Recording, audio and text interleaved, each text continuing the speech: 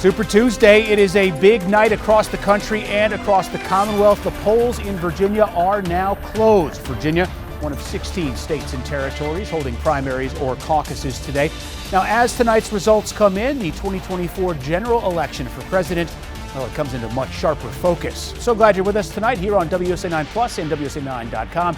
I'm Adam Longo. We have you covered tonight on the results coming into us from Virginia. Plus, we're going to be talking about the key issues that are driving you and your friends and family to the polls. First, though, I want to see if we can take a look at the results coming in across the Commonwealth tonight. As a result of polls just closing, we're hoping that we're going to be able to get in some numbers. But if we don't have that at this point, I'm going to be able to show you what our capabilities are this evening here from our WSA 9 touchscreen. So as you can see right now, this is in the Republican primary contest. You see all of the candidates here at 0%. As I scroll down, you'll actually be able to see more of them. So we don't have any numbers coming in on this screen right now. We're going to be able to show you nationally how things are going to be shaking out across the country. As I show you this map, you see all the states here in gray. These are the states that are having their Super Tuesday primary contest tonight. I'll also be able to show you how things are shaking out across the state of Virginia tonight. Specifically, we'll be focused in on Northern Virginia because that is the area of the state where Nikki Haley is going to have to stake a strong flag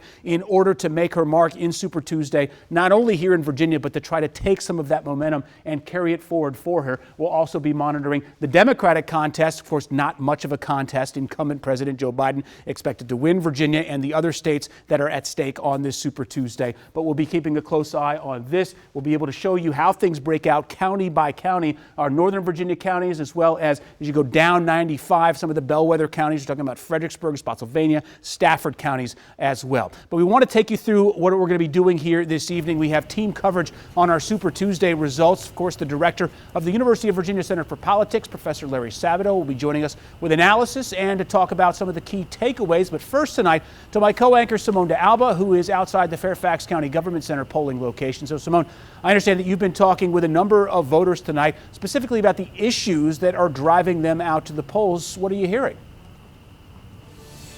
Well, Adam, I did want to mention, too, just for starters, that the polls have just closed here in Fairfax County on this Super Tuesday. And so, I did want to mention, in general, the feeling that people are saying is it's issue-driven, yes, that is making them come out today. So things like immigration, things like the cost of living, inflation, all things along those lines. But more than that, it is a feeling. It is a feeling of being disconnected from the current candidates. It is a feeling that they just can't make it day to day, that they're living paycheck to paycheck, that inflation is just wreaking havoc on their lives. And so, again, the issues are important, but it is a feeling that so many voters are echoing out here in Fairfax today. Now, I did speak with voters in Marshall, down in Fauquier County. We went down there to see them and chat with them, have a cup of coffee. And in general, they also say that they are worried about the state of democracy.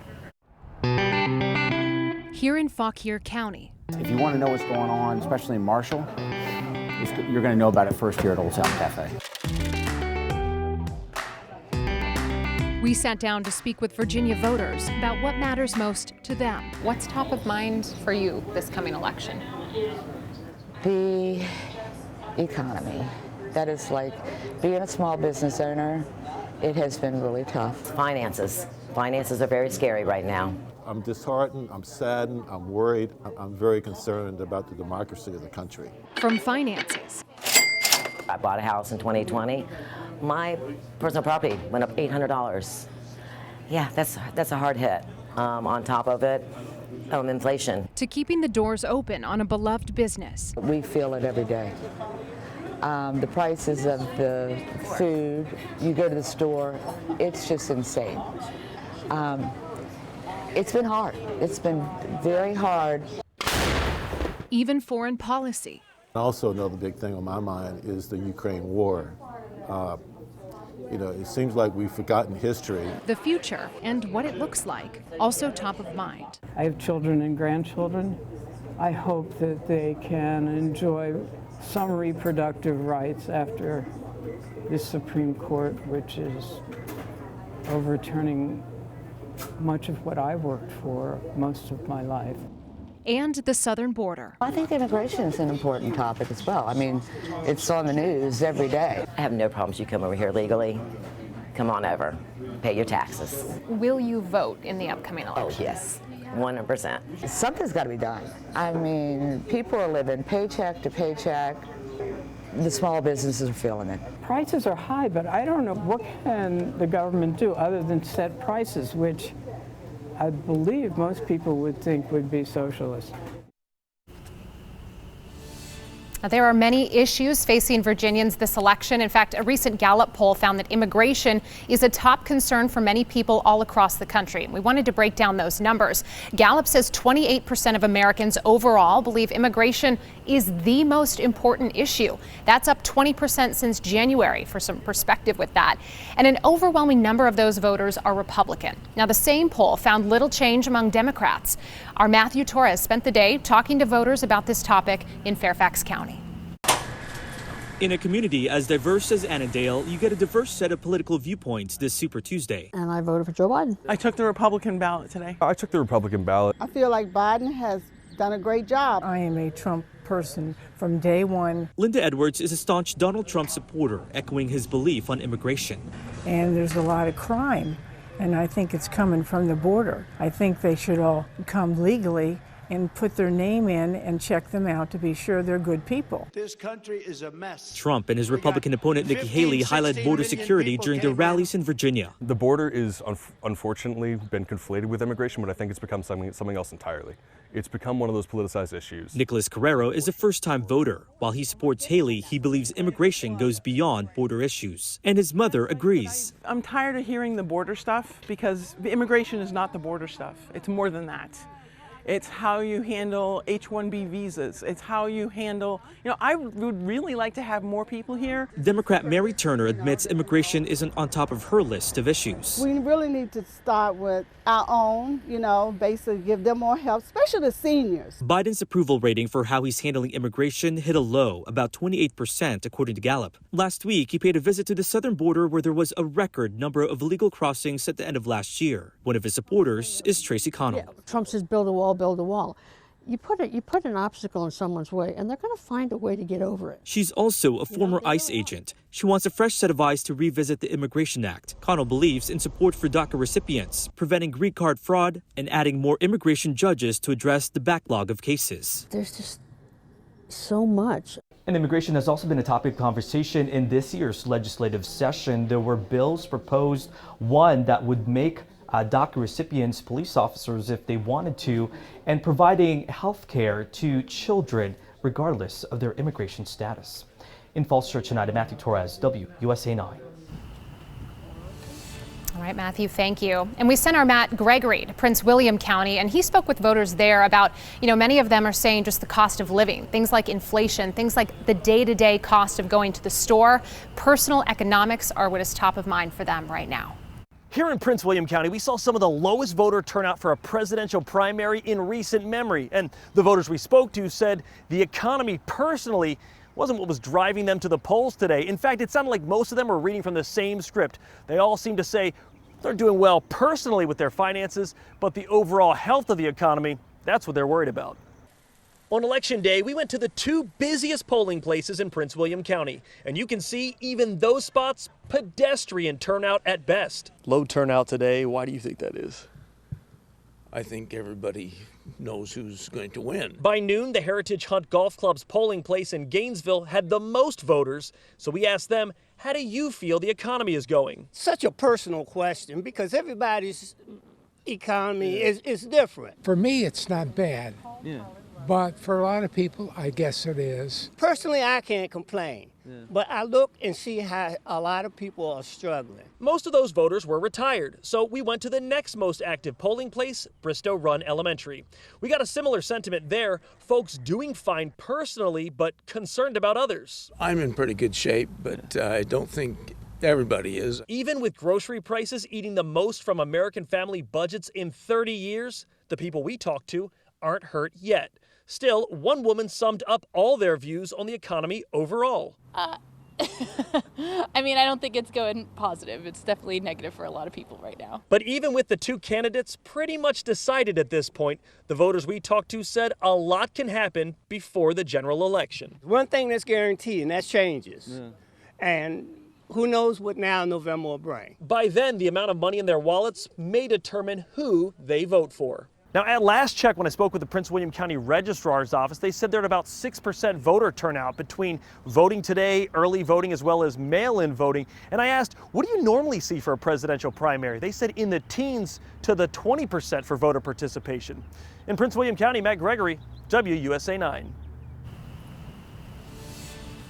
Adam, voter turnout was low here in Fairfax County as well. And, I did just want to mention the polls are closed here, as I had mentioned previously, but we did see kind of a steady stream of voters coming in and out. One voter in particular stands out in my mind. He identified himself as a Republican. And I said, well, hey, who did you vote for today? Would you share that with me? And he said, look, I voted for Ron DeSantis. And I said, why? You did? Why? And he said, look, I don't like any of the other candidates, and he's dead serious, even though Ron DeSantis is no longer part of the race and he dropped out in January. So I think at this point, voters are expressing that exasperation, that frustration, the challenges they say with leadership that they are seeing day to day. And voters are talking to us about that firsthand here in Fairfax County. We'll send it back to you in the studio. Yeah, Simone, and that sets up a potential problem for the almost now inevitable nominee, Donald Trump, going into the November general election. If people have that attitude about him now, how will they be feeling, 6 or 7 months from now as we go into the general? Simone, we're going to be checking back in with you in just a moment. But first, I want to let you guys know that we do have a race to call, and that is that President Biden is declared the projected winner in Virginia. No real surprise there, but the Associated Press and CBS News calling that just a moment ago. Let's bring in Professor Larry Sabato now, who is the founder and director of UVA's Center for Politics. Larry and I have been talking about politics in Virginia longer than both of us are willing to admit, going back to the early 2000s when Mark Warner was running for governor of the Commonwealth. Larry, let's just skip right over that and head into this. I want to talk to you about voter turnout. Very low in-person voter turnout appears to be well below 10%. What does that tell us? Well, first of all, I can tell you, I go back to the 60s, Adam, if that makes you feel any better. But I can tell you, having had that long a time to look over this state's politics and national politics, you have low turnouts for primaries. We've consistently had low turnouts. Now, if you have a competitive race, if you don't know who's going to be nominated, then obviously you're going to attract more people to the polls. As one of those gentlemen said in your setup piece, everybody already knows who the two nominees are going to be. Maybe Nikki Haley will win a primary or two tonight, or maybe she won't, but it really doesn't make any difference in terms of the actual nomination. So what's the motivation to come out? Well, some people are great citizens and they never miss an election, and good for them. I'm glad they don't. But most people say, I've got something else to do with that time since we already know who's going to win. Yeah, the rain perhaps keeping some people away. You brought up Nikki Haley there. She has vowed to stay in this race, although it doesn't appear, at least at this point from the polling we've seen, that she's going to do well at all here on Super Tuesday. So what do we suppose is the bare minimum that would keep her in this race beyond tonight? Well, the bare minimum would be the millions contributed by her donors. Look, candidates don't decide when to get out. Their donors decide when they're going to get out. And to this point, Haley's donors have been willing to finance her, even though they're very sophisticated. They understand the game, and they know that she is not going to be the Republican nominee. But they wanted her to make a stand. They wanted her to send messages to Donald Trump and other people. So they were willing to fund her, and they spent millions and millions on it. At some point, maybe after tonight, if she doesn't do particularly well anywhere, they will suggest that it's time to gracefully bow out. But remember, she's going to do differently as you go state to state. Virginia is ideal for her, at least in certain regions like yours. The Northern Virginia area is full of college-educated, graduate-educated people, both Democratic and Republican. They are sophisticated in their approach to issues. They feel strongly about their political views. And while there are certainly Trump people that fit that category, I would say a large majority in that particular box would not favor Donald Trump and probably are voting for Nikki Haley. So, she might get 35%, 40%, maybe more in Virginia. And that means she's doing well. She has to do well in Northern Virginia, in the Richmond suburbs and the Tidewater suburbs, and places really like the one I live in, university communities. The turnouts are low because the vast majority of people here are Democrats. But the ones who turn out in Charlottesville or Albemarle County would have to be for Haley. And there's some indications that that was going on, but we'll see later tonight. Right. So taking what you just said there, Larry, as we're seeing our first numbers come in, you can see here, and this is just from a smattering of counties around the state. It appears that Nikki Haley at 36% right here. One of the things that I've been curious about in all of these primaries and caucuses leading up to today, when we see the numbers between Trump and Haley, have you seen exit polls here or anywhere that would tell us, okay, if Nikki Haley gets 40% of the vote in this primary, is there a percentage from that just won't vote for Trump in a general election? Yes, it varies from state to state. Now, unfortunately, and I can understand why, because exit polling is expensive, we haven't had exit polls from a lot of states. But the more competitive ones, we do have some exit polling from. And there, while it does differ from state to state, it's pretty obvious that a decent sized chunk of Haley's vote overall, maybe it's 20% or 25%. I can't see it going below 10 or 15%, could be much higher than that, will not vote for Trump. Though remember, they can vote for Trump or not. They can vote for one of the third-party and independent candidates or not. They can vote for Biden or not. And their fourth choice is to stay home, which we never recommend. People should always vote and express themselves, but they do have 4 ways to go. And so you've got to divide her vote into 4. What the exact proportions are in each category, I can't tell you in early March, given that the election's voting is in October, November. Yeah, it's a big key thing to talk about here, because obviously if you want to win a general election, you've got to swing moderates and independents your way. How are you going to do that if you can't even swing a wing of your own party your way? This is a lot that we're going to want to talk about. Larry, stand by, because we want to come back to you and ask a couple more questions in just a minute. But we want to advance forward and talk about some of the feelings that people are having around this election. You know, the general election just 8 months away in November. And even though Americans, they don't agree on who to vote for, one thing that people on both sides can agree on is that, man, they just feel exhausted just thinking about politics. Look at this. According to a recent CBS News poll, more than 40% of voters feel that a rematch between President Biden and former President Trump will be, quote, depressing. Arthur C. Brooke is a professor at Harvard University who studies and teaches courses on happiness. He says if politics makes you angry or upset, it's time to take more control over your situation. When your political involvement is all about watching cable television and screaming at the TV or writing on social media, it's actually incredibly disempowering to you. The most important thing that people can do to feel like they're more empowered when they don't like what's going on is to get involved at a local level. Now, Brooks says when you find yourself disagreeing with a friend or family member, take the time to find out why they're thinking that way instead of just brushing their viewpoint off. All right, as we head back to our touchscreen here, I'm able to give you a better sense of some of the numbers coming in. Specifically, we want to focus in on our area. So right up here is going to be Arlington County. And you can see right here, Nikki Haley leading in Arlington County. I mean, less than 10% of the votes have been counted at this point. Again, this number is going to include some of the mail-in votes that have been counted and the early voting totals as well as the in-person votes from today. But you can see 800 to 325. She's got 70% of the vote there in Arlington thus far. You can see these colors, how they're shaded here. Let me explain this to you real quick. So if you see colors in yellow, the stronger the yellow, that's going to be stronger toward Nikki Haley. You can see Trump is this purple color. So the more deep the purple here, the more deeply a county or a jurisdiction has voted for Trump. So you can see up here in Northern Virginia, you look at Loudoun County, it's sort of a light shade of purple, and you can see how close that is right now. I mean, just separated by less than 100 votes, but with only 10% of the votes counted at this point. And then down here in Prince William County, you can see how it shakes out right now. 59% to Donald Trump, 37% to Nikki Haley at this point. Now, if we can take this out, now Virginia is one of course, 13, 14 states and and territories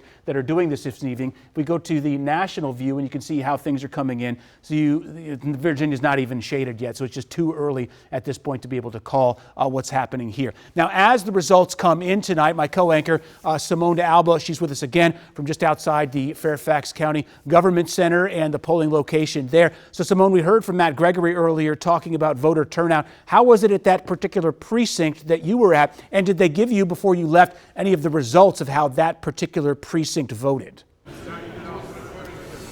Yeah, so this is really fascinating, Adam, because, we've been talking throughout the evening that, look, voter turnout has been low. So today, as of 3 p.m., the numbers that I got officially were Republicans at 7%, Democrats at 6%. And if you look at that from a different perspective, in 2016, which was the last time they had both a Republican and a Democratic primary, the numbers look different. The turnout was at 22% and 21% respectively. But rock with me here, because these are some interesting numbers I wanted to give you. Now, these are unofficial numbers. I will preface it with that. Democrats voted 172 votes for Democrats. Republican votes were at 194. This is interesting. If you hear me, those numbers are very, very close. Fairfax County is a Democratic stronghold. It is one of the most populous counties. It is the most populous county in the state of Virginia. And these numbers are fascinating because, essentially, we've been hearing Democrats walk in asking if they can vote Republican, asking if they can cast a vote for Nikki Haley. So when you just mentioned that Nikki Haley is leading in Arlington, it would not surprise me if we saw some interesting numbers for her here in Fairfax County. And what you're watching too, I wanted to mention this video. This was as the polls were closing. We saw Fairfax County officials going to collect absentee ballots from other precincts. Virginia has 267 other precincts. And so essentially what they do, what you're seeing here, they wheel those little suitcases out and they gather all of the ballots, the absentee ballots, the hard drives from those other precincts, and then they bring them back here to Fairfax County, where they then process those numbers. They go through the voter data, and they really kind of piece together, a look at our Super Tuesday. But again, wanted to bring you back to those numbers again, just how close things are out here with Democrats. Those unofficial numbers I had: 172 votes for Democrats, 194 for Republicans. And again, I bring up Nikki Haley one more time because I saw this when I went out to Fauquier County, to the town of Marshall, when I was speaking with voters, and they were saying, I'm not going to vote for Donald Trump, but hey, this Nikki Haley candidate might have a shot. And so we're continuing to see that play out all across Virginia tonight, Adam. Those are just a quick look at some of the numbers that have been breaking down for us here. Yeah, it's interesting that the numbers between the Republicans and Democrats were pretty close, given the inevitability of both candidates, Donald Trump and Joe Biden. All right, Simone, thank you. So as the results come in, this could be the last chance for Nikki Haley to try and stop Trump's march toward the nomination. Natalie Brand is in Alexandria tonight to take a look at more of the national picture. From coast to coast, millions of voters across more than a dozen states are getting their chance to shape the presidential race. Voting is, it's a responsibility we have. And if you don't vote, then you can't complain about, what's going on in the world, because you had an opportunity to do something and you chose not to. CBS News exit polling from Virginia shows border security was the #1 issue for Republican voters there. Well, I'm going to vote for anybody who says they're closing the border. That's my issue. That's it. And by almost a 2-to-1 margin, Virginia GOP voters said they trust former President Donald Trump more than Nikki Haley to tackle the problem. The majority of primaries today are open, like here in Virginia, meaning registered voters can choose which party's primary they'd like to participate in. I'm a Democrat. I will be voting for Joe Biden in the general election, but I put in a vote for Nikki Haley today. Nikki Haley, Trump's remaining Republican challenger, hasn't revealed her plans past Super Tuesday. Supporters, including Brittany Martinez, hope she stays in the race. I say keep at it, because you're a voice for people like me who don't feel supported by the current MAGA party. A recent national CBS News poll shows Trump has maintained his support among his core constituencies, while President Biden's support among some of his key groups trails what he got in 2020. Natalie Brand, CBS News, Alexandria, Virginia. Back now with Larry Sabato from the UVA Center for Politics in Charlottesville. Larry, you were telling us just a few moments ago how Nikki Haley is going to have to perform well in the Northern Virginia counties. I mean, let's say, just hypothetically, looking into our crystal ball, which of course you do so well over the years, that Nikki Haley wins Virginia on the back of Northern Virginia. Can't then the Trump camp come out and say, oh, you won the D.C. primary this past weekend and you won the swamp. Congratulations. Doesn't that just play right into Trump's hand?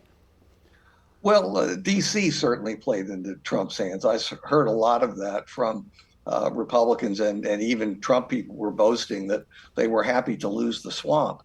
Nikki Haley won that. And Northern Virginia, of course, is connected closely, as it should be, economically, socially, and politically to the district. I don't know how much those things matter, in part because this is playing out as one would expect, given the fundamentals. Even in Virginia, which has consistently been anti-Trump, it is not favorable to Donald Trump. He's going to win a Republican primary because of who votes. It's a relatively small group of people. You haven't gotten that many votes yet from rural areas. Now, they don't vote in large numbers because the population's low. But wait till you see the whole report later tonight or early tomorrow morning. You can go county by county by county, and you're going to see Trump at 75%, 80%, 90% in those counties. And even though they're small, when you win all of them by massive margins, that more or less cancels out Fairfax and Loudoun and lots of other places. So we've got to remember, this is a Republican primary. This says absolutely nothing about the November election. Right. Here's something that does, though, Larry. I want to get into some of the exit polling data that we're starting to see come in from our news partners at CNN. The first one here, 36% of Republican voters in the Commonwealth say that they would feel, quote, dissatisfied if Trump wins the nomination. That just can't bode well for him in a general election in the state. No, it can't. But, you know, we've seen this twice, and particularly in 2016. How many people did you know who said, I'm a Republican, but I just under no circumstances can vote for Donald Trump. I'll either vote for Clinton or stay home or pick one of the independents. And what the exit polling and post-election polling showed was that a large majority, in some cases, the vast majority of Republican-leaning voters went back to Trump because we live in a very partisan, polarized era. And in the end, you're going to choose somebody from your family, even if that person is the black sheep of the family. Same is true for Democrats. They'll gravitate to the Democrat. So all I'm saying is a percentage of Nikki Haley's vote will almost certainly go in another direction, because there are loads of people who voted for her, not just the Democrats who voted for her today, but many Republicans who voted for her who are just not going to go to Trump. But there are others who will. And we don't know the proportions yet. We can't know the proportions. Yeah, that's something very important to keep in mind, that Virginia is an open primary state. You can go in and then choose which ballot you can vote on. You just can't pick both. As you can see here, the Associated Press and CBS News, they have called Virginia now for Donald Trump. We're still about at 11% of precincts reporting across the state. You know, one other thing, and I wonder about this, about how long Nikki Haley stays in this race. In the exit polling done by CNN, 40% of those surveyed said that Trump would not be fit for the presidency if convicted of a crime. So is this one of the reasons you think that Nikki Haley just stays in this as long as possible and donors keep contributing? I think that is absolutely one of the motives. I think health could be another motive. But fundamentally, you can't count on anything like that. And if there's one thing that Donald Trump outside of politics has proven that he's good at, it's either winning court cases or stretching them out ad infinitum. He's been in thousands of court cases, thousands in his business career.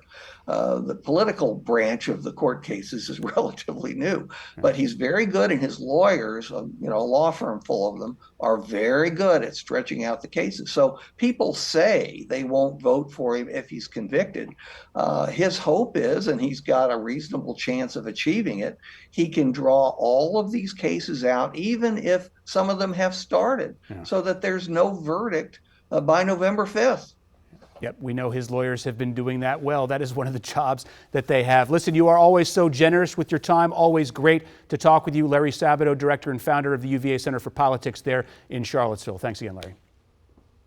All right, that's going to do it for our stream tonight here on WSA 9 Plus and WUSA9.com. Make sure you stay with WSA 9 for all things Super Tuesday. We'll be having results on our website throughout the night. CBS News will have live coverage on TV beginning tonight at 10 o'clock, and then we will have your in-depth county-by-county results tonight on WUSA 9 News at 11.